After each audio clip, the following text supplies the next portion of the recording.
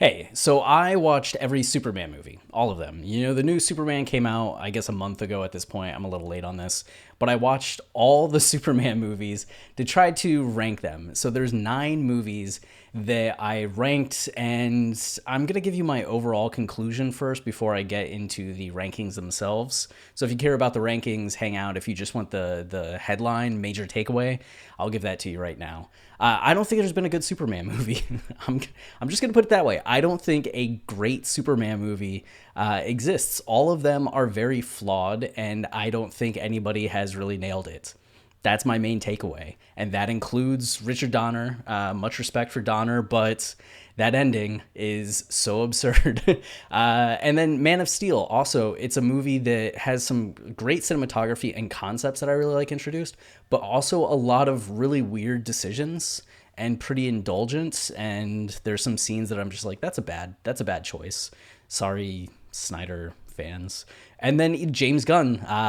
Also, a lot of problems, a lot of ridiculousness. I think the major takeaway that I have from it is that each movie tries to focus on a different aspect of Superman.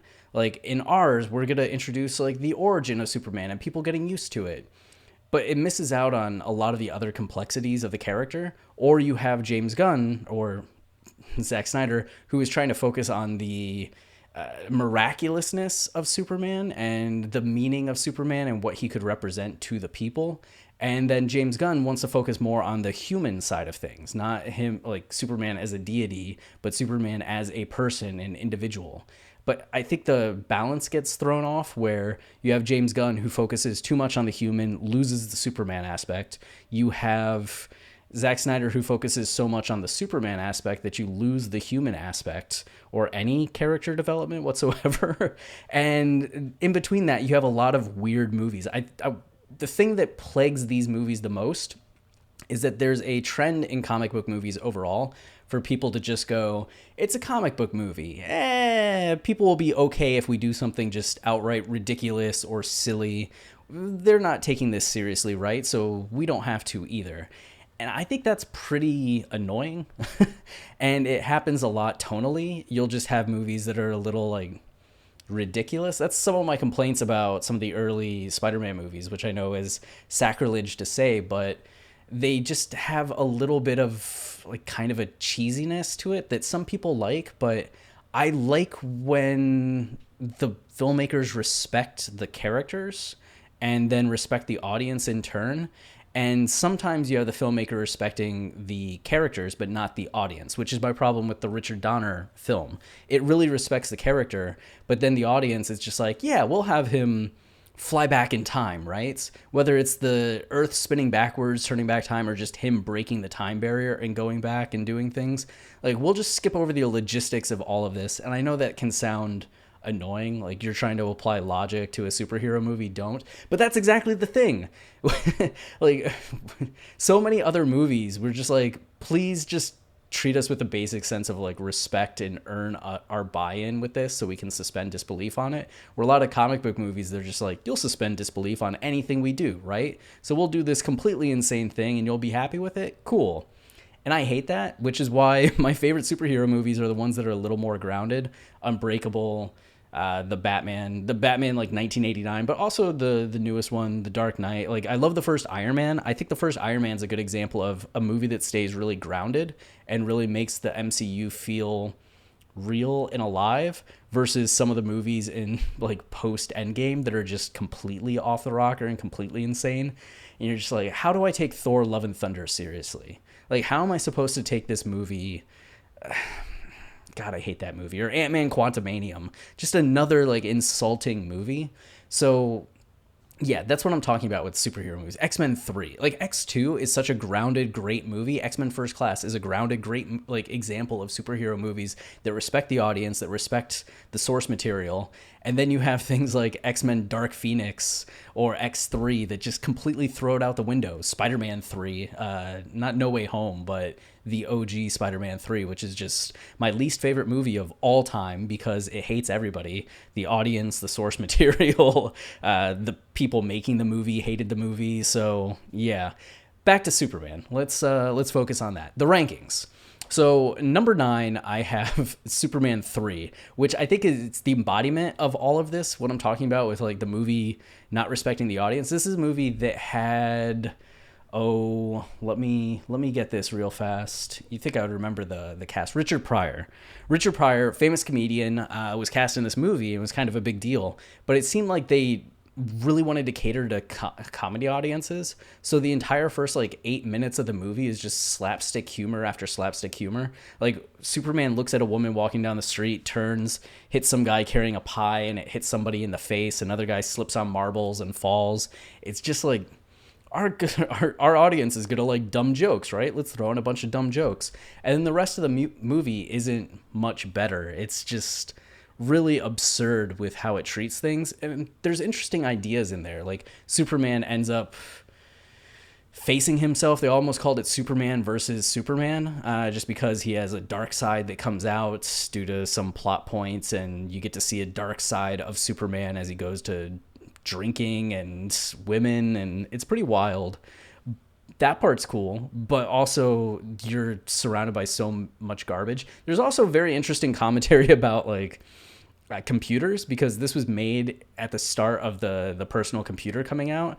So it's almost like a bunch of AI movies today, where you get to see all these movies predicting or going over the top with what AI could do and the way it could harm society. It was doing the same thing with personal computers, where Richard Pryor's character is just hacking into, from like a random computer, hacking into satellites and changing the weather and hacking into banks and doing everything. It's just like the concept that they had for like, you can hack anything from a single computer. Ridiculous, but kind of funny to watch 40 years later in hindsight. That brings us to Superman 2, which is also a movie. I have that at number 8. That's just pretty absurd. It takes a lot more slapstick and loses some of the seriousness of the original Superman, and is just kind of in the folly for a lot of the movie.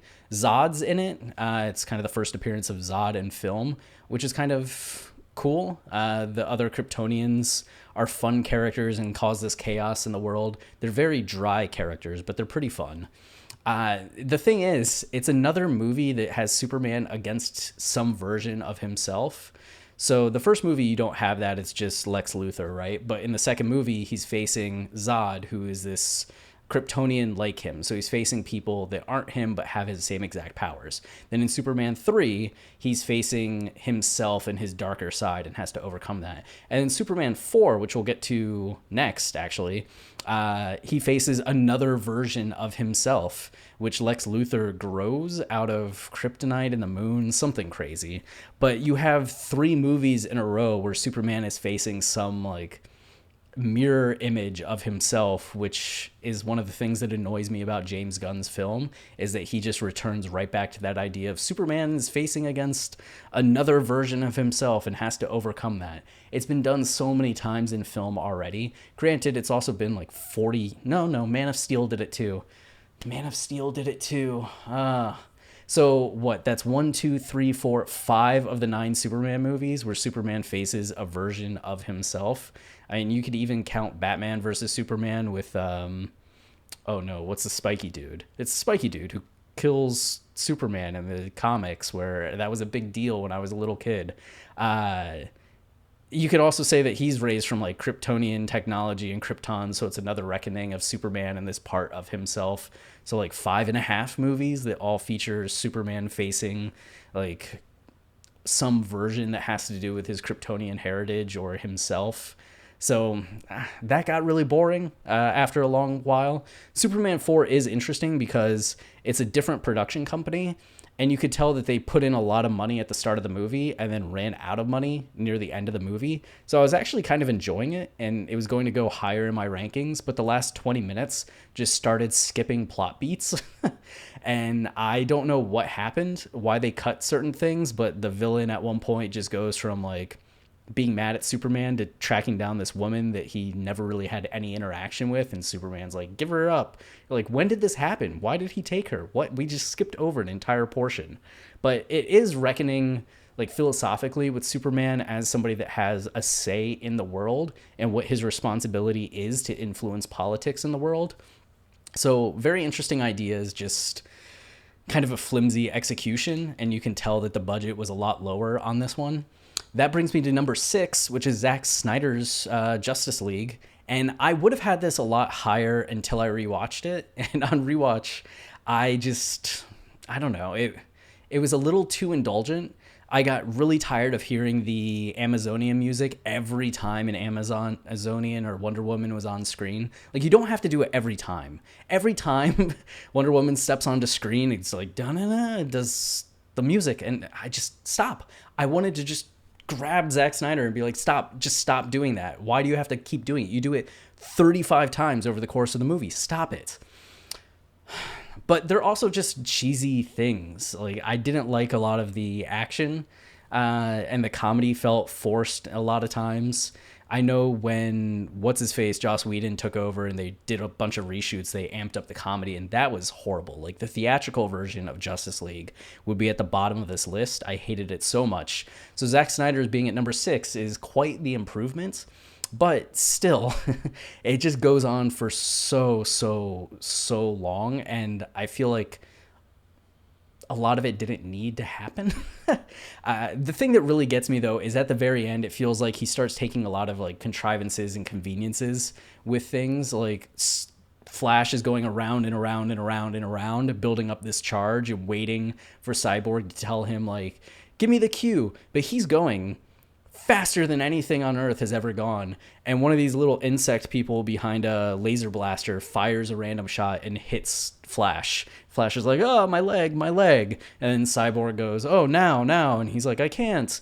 And then 2 minutes later, he gets up and just does it.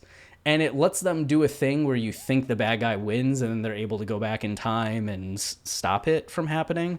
But it also just feels so unnecessary and cheesy to me. I don't know, so much of the movie just didn't, especially like Aquaman and Flash, did not work for me. So while they're good ideas, I just was left kind of unimpressed and feeling like as much as there were positives, there were negatives to balance it out. Some good action scenes, though, and it was cool seeing these characters get to do big things, but I don't know. And then number 5, the original Superman, which is charming, cool. It takes its time to really develop the character, ground us in the world, introduce people to Superman, and Christopher Reeve is just incredibly charming, right? There's a reason why he was so beloved as this character. And Lois Lane does a great job. Just the chemistry that they have. They have a few scenes that you're just like, oh, this is magic. And I can't imagine how the special effects must have blown people's mind back in the day. Like, there's some really impressive scenes going on, and the fact that it was written, I mean, the second one was also written by Mario Puzo, but it's written by the guy who wrote the Godfather novel, which is pretty like wild to think about. That he would just write a Superman movie, but he did both of them, and one's better than the other. But the ending of the original Superman movie, he just wrote the first 2, not 3. But the ending of the original Superman movie is just so ridiculous to me when he goes back in time. And I get that he probably didn't spin the world in reverse. It's just him going back in time. We see the world go in reverse. At the same time, maybe he did spin the world in reverse and it's just treating us like we're idiots. And that's why you see some of the things happening in reverse. I don't know. But the logistics of it are so ridiculous, and I'm just imagining what he was doing when he's just like, how can we get out of this? He just goes back in time. Are people gonna care about this? Nah, it's a comic book movie. They'll just accept it. And then they just went with it. And they don't even show him going back and like solving everything and doing it better the second time. He just saves Lois, and we're just supposed to assume that he made some better choices or different choices. Really weird way to end that movie. I didn't like it, though. They do set it up a lot earlier. I don't know how many people catch it, but early on, Lois asks him how fast he can fly, and I think that foreshadows at the end where he has to fly fast enough to go back in time. So I do like the little bit of setup, but overall, that ending really kind of tanked it for me. And a lot of the scenes are just really drawn out, and Lex Luthor's character is pretty weird and kind of annoying. And I don't know, like Gene Hackman's doing a good job, but I don't know if the film really got that character right in a way that I thought was great. So then number 4, we have Superman Returns, which is a controversial movie, but it's one of the few films that I feel like really balanced the character well, even though it's taking a lot of beats from the original Superman, and it's supposed to be a sequel to Superman 2. Oh, I forgot to talk about in Superman 2.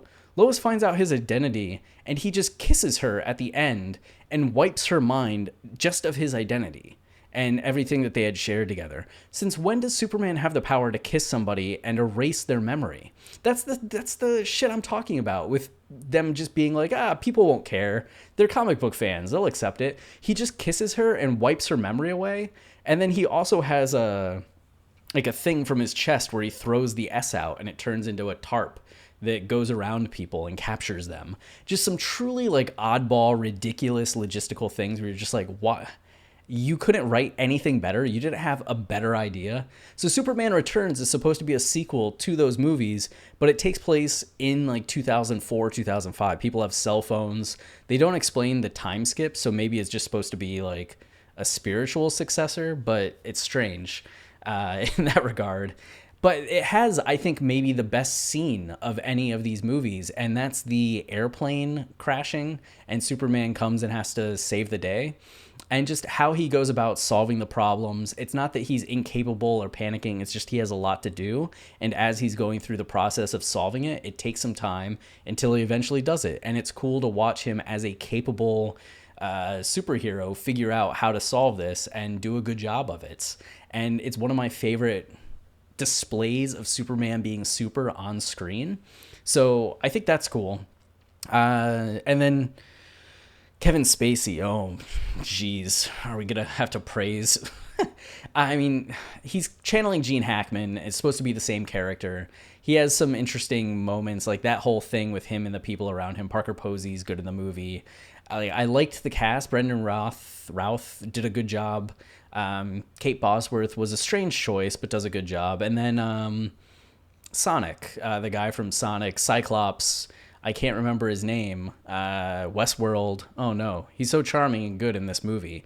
I like him a lot in everything that he's in. So this was one of the first movies I remember seeing him in and being like, oh, he's so good. What a good guy. But it's still like is too derivative, I think, of the early movies. Just at the point of repeating some scenes almost verbatim. So that I don't like. But I think it had some really strong moments despite some of the cheesier moments. And I know people don't like seeing him not be Superman at times, like losing his powers and getting kicked around. But that also felt kind of refreshing in a way that it felt like there were real stakes and this is brutal to see a hero get stomped on the way he gets stomped on. I remember it being a lot more dramatic. When I rewatched it, it was just kind of quick and over, which was a little disappointing. But then that brings us to Man of Steel, which is at number 3. And yeah, I thought it was going to be at number 1. It has a lot of great things. I like Henry Cavill as Superman. The introduction to everything on Krypton, I didn't remember it being so involved and so like sci-fi epic. That was kind of refreshing, but then also had some ridiculous choices that just felt like kind of some plot contrivances, like let's hurry this up. And then I don't like the time frame. Like he goes from kind of discovering his powers to having to fight Zod so quickly that you really don't get the idea of like Superman developing, which kind of threw me for a loop. I also hated there's one flashback scene or one like dream sequence where Superman's like knocked out on the ground and somehow telepathically talks to Zod and understands all these things. And it's just a way for Zack Snyder to visualize so much and have this exposition done in a visually over-the-top way. And that felt really indulgent and bad writing to me. And then also, I thought the fight between Superman and Zod at the end destroyed way more buildings, but a lot of it takes place away from the city, and then they get punched into the city. And it's not even that fight that does a lot of the destruction. It's the machine that was doing a bunch of stuff that causes more of the destruction. They really only go through buildings for like 5 seconds and it's a few buildings. It's not the gigantic mass destruction caused by Superman that we see in Batman versus Superman. So I had misremembered that. I don't think I had watched Man of Steel since the theaters. So it had been 10 years, 12 years. And I kind of made me think that that wasn't as huge of a deal. I mean, it's still a big deal, but it wasn't this over the top, like they went through building after building after building after building that Batman versus Superman made it out to be. There was still destruction in the city, but it was happening before. So then I have Superman, the James Gunn movie, and it's at number 2, but that's not because I think it's actually, that's not like a compliment. I don't think any of these movies are great. So Superman, James Gunn Superman being number 2 is just like the best of a lot of movies that I don't find all that great. And James Gunn has more dynamic camera work and has a more, like, it's the most modern interpretation of the character yet. So on the one hand, that's very cool to see, like a 2020s take on Superman with those visuals and that concept, and you're getting to see a lot more as possible. But I just disagree with how Gunn shows off Superman. I don't think he's very capable or good at being Superman in this movie. He's just like a really strong guy who's trying, which goes along with the idea that I'm just a human like everybody else and I'm not perfect. So it's humanizing in a way, but I think part of the allure of superheroes in general is getting to see them be really good at what they do. They've mastered their powers or their abilities. They can do something no one else can, and it's cool watching them apply that to the world. And I never felt like when we were watching Superman, we got to see him really be great at being Superman and save the day in a way that was compelling and excellent. Most of the time, he's just struggling to survive and oftentimes needs somebody to bail him out. Otherwise, he would have been completely toast. And while that is a way you can take the character, it's not the version of Superman I want to watch. So I would much rather watch Superman be overpowered and just have to fight an army of bad guys and solve like ridiculous problems than watch a Superman who's struggling to do a bunch of stuff. And I don't think there was a good balance. Like I would rather, even if James Gunn had him struggling to do a bunch of stuff and had a few scenes where he really showed off why he's Superman and the top metahuman, like it says at the beginning, cool. But we never really even get that. I also think, I said this probably in my review video, that the Lex Luthor's fighting through Ultraman thing is so dumb because a lot of the moves that Lex is doing, it's just like dash him and punch. And Superman, if he had any fighting like knowledge, should be able to avoid that. But he's not like looking back over his shoulder. He's not doing anything. It's not that Lex is necessarily outsmarting him. Like I didn't respect the fighting choices and be like, oh, he's a good fighter. It's just like, why didn't Superman counter that? Why is he not looking over his shoulder and getting kicked from the back for a 5th time? Yeah. So maybe it shouldn't. So I have so many problems with it, but it's number 2 because I have so many other problems with the rest of the movies. And then that brings us to Batman versus Superman. Batman versus Superman, the Ultimate Edition. The theatrical edition is shit.